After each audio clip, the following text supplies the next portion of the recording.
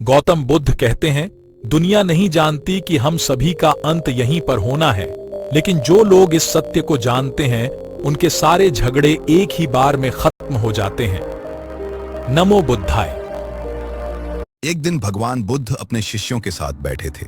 तभी एक शिष्य ने हाथ जोड़कर पूछा, भगवान, जीवन में कब और कहां हमें चुप रहना चाहिए?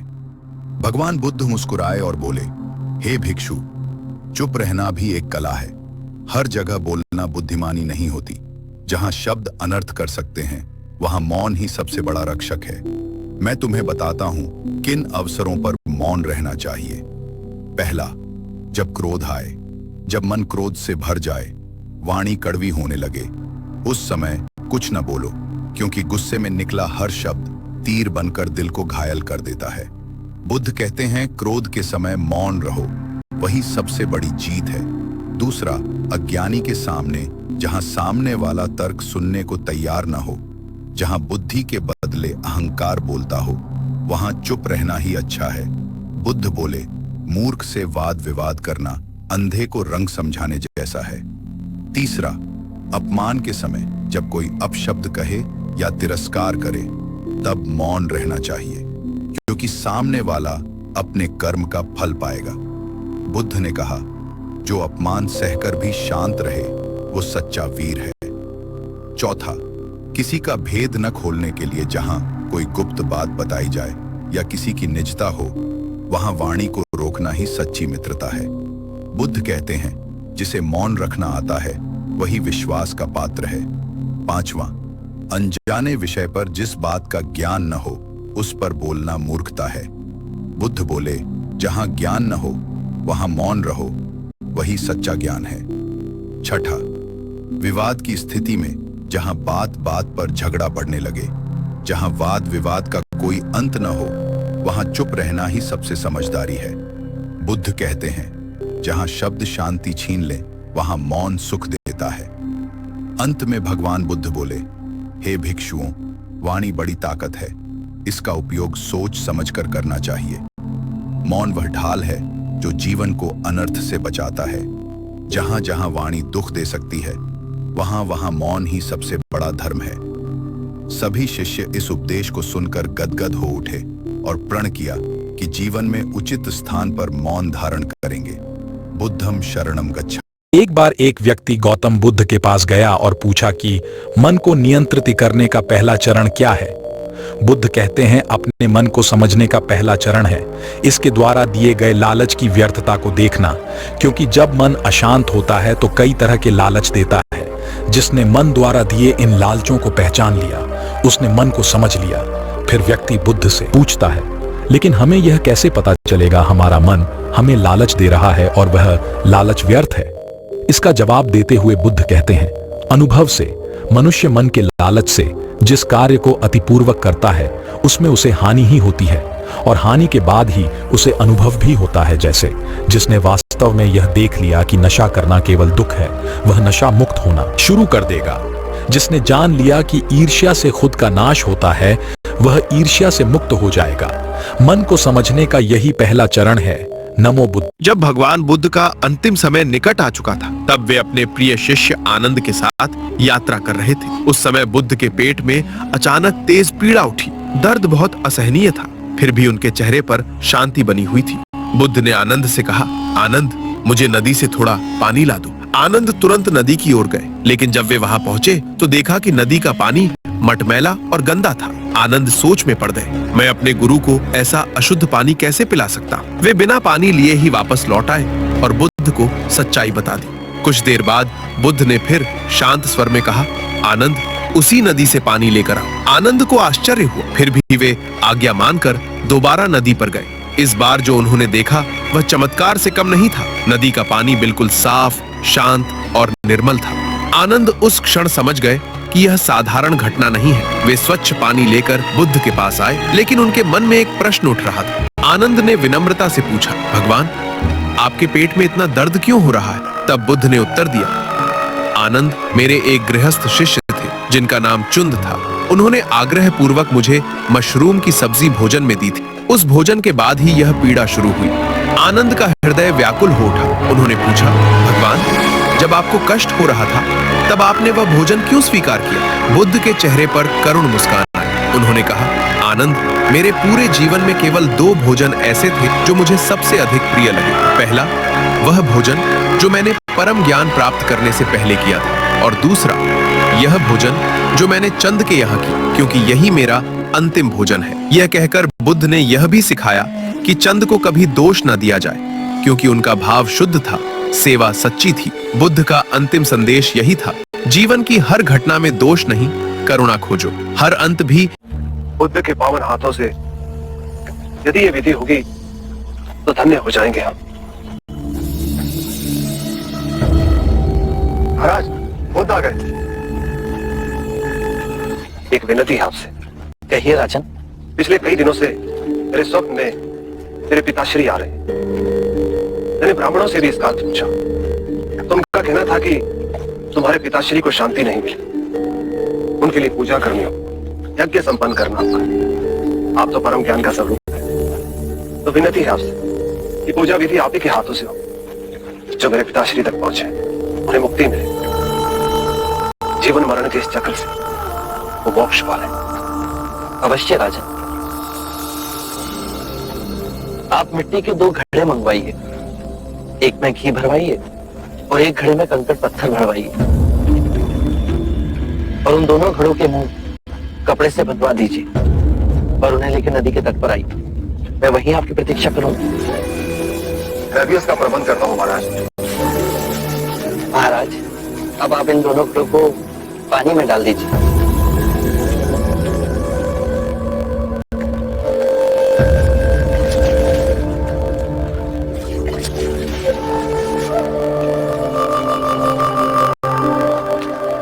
महाराज, अब इन दोनों घड़ों को आप तोड़ दीजिए।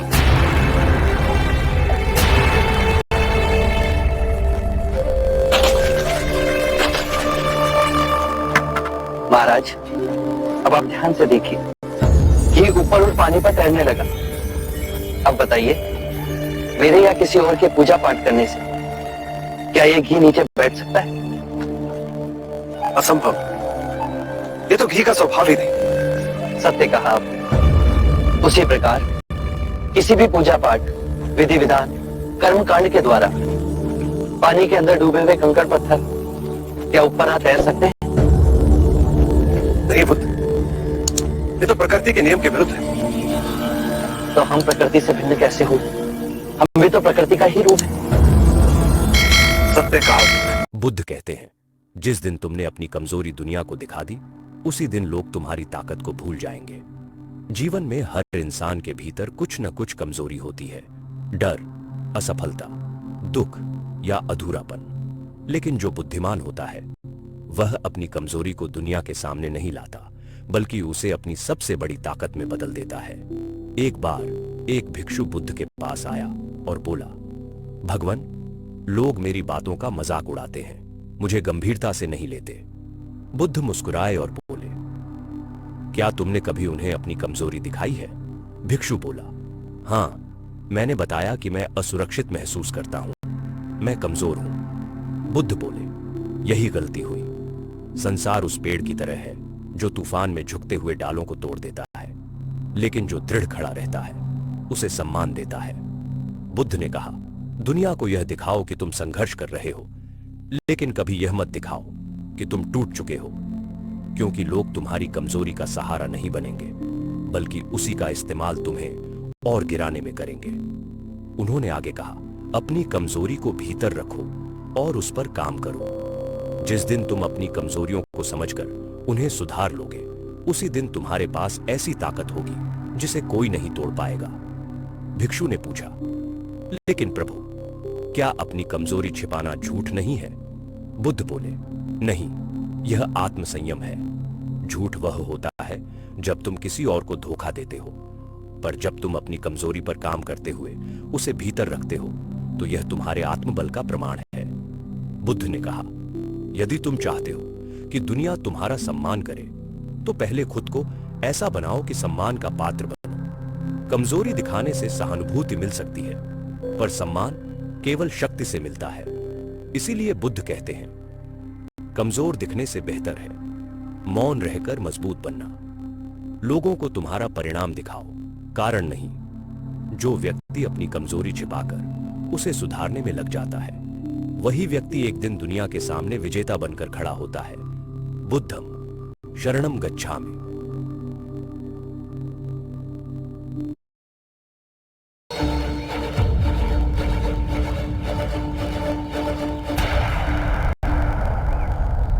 राजगृह वालों ने भिक्षा नहीं दी। गुरुवर, हम यहाँ से किसी और स्थान पर नहीं जा सकते? अवश्य जा सकते हैं, पर जो तुम्हें यहाँ अशांत कर रहा है वो किसी दूसरे स्थान पर भी अशांत करेगा।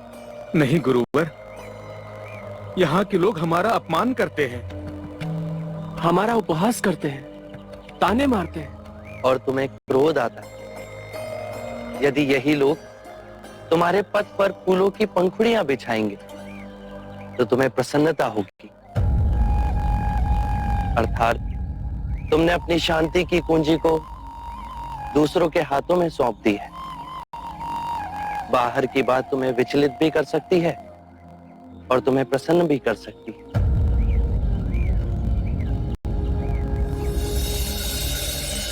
गुरुवर, हमसे ही भूल हुई।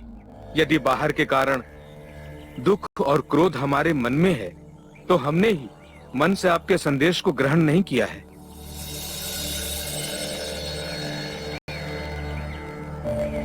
मन में यदि प्रतिशोध का भाव आया तो ये समझना कि तुम अभी परम सत्य से बहुत दूर हो। आप कहते हैं तो मन क्षण में समझ जाता है। एक बात हमेशा याद रखना कि कोई भी नई बात लोग आसानी से ग्रहण नहीं करते। तुम उनकी सदियों पुरानी धारणाओं को तोड़ रहे हो। वो तुमसे प्रेम नहीं करेंगे। पहले पहले वो तुम्हारा उपहास करेंगे, फिर हिंसक होंगे, फिर तुम्हारी उपेक्षा करेंगे, फिर तुम्हें स्वीकार करेंगे। ये परिवर्तन तुम स्वयं देखोगे। बस अपना धैर्य और सहनशीलता ना छोड़ना। आप इस ओर से आ रहे हैं मुनिवर? इस ओर से आपने इसी लड़की को भागते हुए देखा है? नहीं तो क्यों? डायन है। कल रात उसने मदिरा पिला हम तीनों को बेइज्जत कर दिया।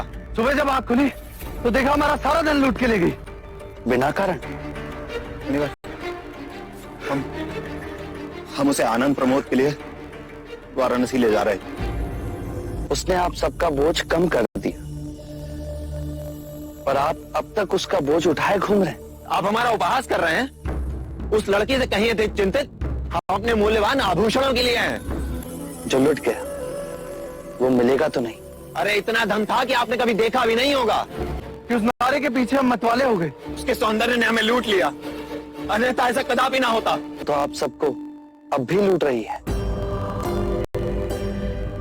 धन उसने तुम्हारे बीते काल में चुराया, पर वो तुम्हारा वर्तमान भी लूट रही है। लड़की इस समय तुम्हारे लिए इतनी व्यथित है जितने कि तुम इस समय उसके लिए व्यथित हो। भला वो क्यों व्यथित होगी? तो फिर आप क्यों व्यथित हो रहे हो? जो लुटा वो भूतकाल में लुटा। उसे पकड़कर जो दंड दोगे वो भविष्य काल में होगा। तुम्हारा वर्तमान अभी इसी क्षण तुम्हारे साथ है। भूतकाल का बोझा उठा उस भविष्य को बदलने का प्रयत्न कर रहे हो जो अनिश्चित है, और खो रहे हो अपना वर्तमान। बात तो ये सच है। यदि हम इसी क्षण में जिए तो तुम स्वयं को खोज सकोगे, ये समझ सकोगे कि जो तुम्हें दुख दे रहा है वो क्या है। क्या आप अपने आप को जान पाए? और अपने आप को जानने से क्या होगा? अपनी ये बांसुरी दो मित्र।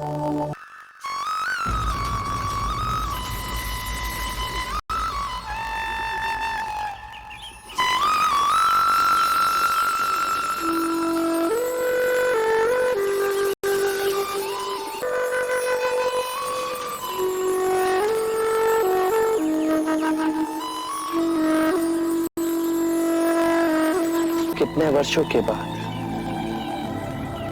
मैंने बांसुरी को अपने होठों से लगाया है। पहले से अधिक सुरीला हो गया हूं। मैंने जान लिया है स्वयं को। यदि तुम बांसुरी मधुर बजाना चाहते हो तो बांसुरी पर इतना ध्यान केंद्रित मत करना जितना अपने वास्तविक सार को पहचानने पर। मैं स्वयं को खोजूंगा। क्या आप मुझे अपना शिष्य स्वीकार करें? पर मैं तुम्हारा अहंकार लूट लूंगा।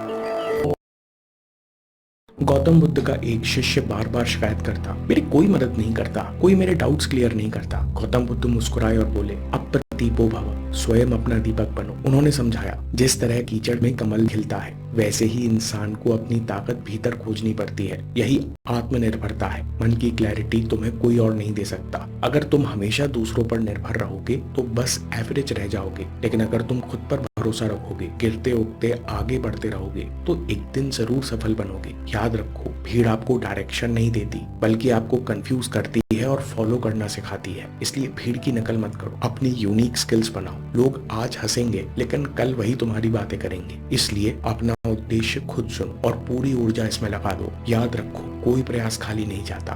बुद्ध कहते हैं कि जीवन में सफल होना है तो इन 5 बातों को दिमाग से निकाल दे। नंबर 1, मुझसे नहीं होगा। नंबर 2, लोग क्या कहेंगे। नंबर 3, मेरा मूड नहीं है। नंबर 4, मेरी किस्मत खराब है। नंबर 5, मेरे पास समय नहीं है।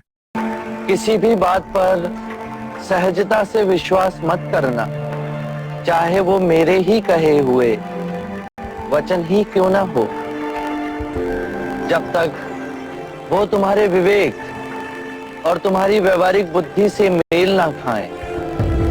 एक समय की बात है, भगवान बुद्ध अपने शिष्यों के साथ एक गांव में उपदेश दे रहे थे।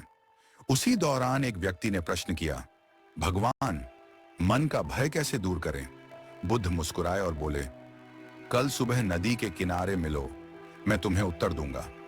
अगली सुबह वह व्यक्ति नदी किनारे पहुंचा।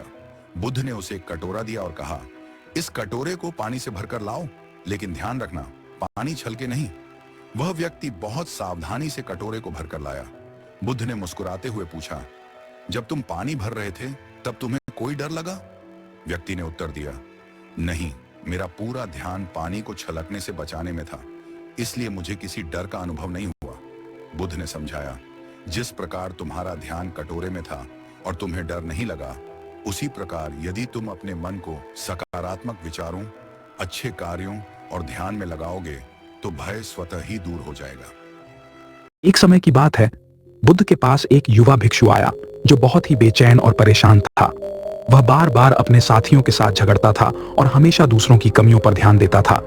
उसने बुद्ध से कहा, भगवान, मैं बहुत परेशान हूं, मैं अकेले रहने से डरता हूं, लेकिन जब भी मैं दूसरों के साथ होता हूं तो झगड़े और विवाद बढ़ जाते हैं, मैं क्या करूं?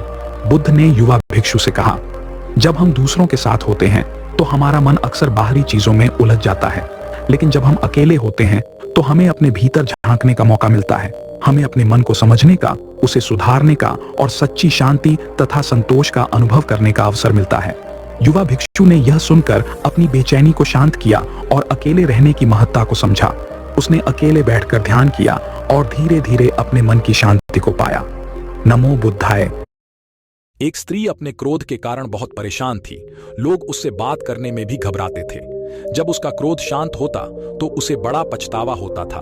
एक दिन भगवान बुद्ध उस स्त्री के घर आए। स्त्री ने बुद्ध से कहा, तथागत, मैं अपने क्रोध पर काबू न कर पाने के कारण बहुत ही दुखी हूँ। तथागत ने कहा, मेरे पास गुस्से को दूर करने की बहुत अच्छी दवा है। बुद्ध ने एक शीशी में दवा देते हुए स्त्री से कहा, इस दवा को इसी शीशी को मुंह में लगाकर उस समय तक दवा पीती रहना जब तक कि क्रोध दूर न हो जाए। इतना कहकर बुद्ध चले गए। जैसे ही उसे क्रोध आता तो वह शीशी को अपने मुंह में लगा लेती। कुछ दिन बाद जब बुद्ध आए तो स्त्री उनके पैरों में गिर पड़ी। बोली, तथागत, आपने मुझे बचा लिया। ऐसी शर्तियां दवा दी कि मेरा क्रोध जाने कहां गया। बुद्ध ने हंसकर कहा, पगली, शीशी में कुछ नहीं था, पानी था। शीशी के मुंह में आ जाने से तुम बोल नहीं सकती थी और गुस्सा दूर करने की शर्तियां दवा मुंह बंद कर लेना ही है। नमो बुद्धाय।